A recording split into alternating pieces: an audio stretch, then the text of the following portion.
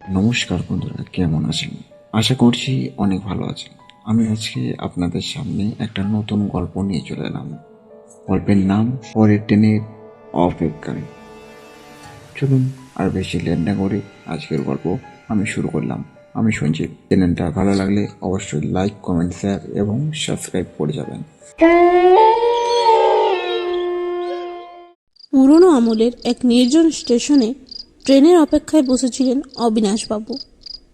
চারপাশ কুয়াশায় ঢাকা, কেবল একটা ল্যাম্পপোস্ট টিমটিম করে জ্বলছে। স্টেশনে তিনি ছাড়া আর কেউ ছিল না। হঠাৎ দেখলেন রেল লাইনের ওপার থেকে একজন স্টেশন মাস্টার এগিয়ে আসছেন, হাতে পুরনো সিগন্যাল বাতি।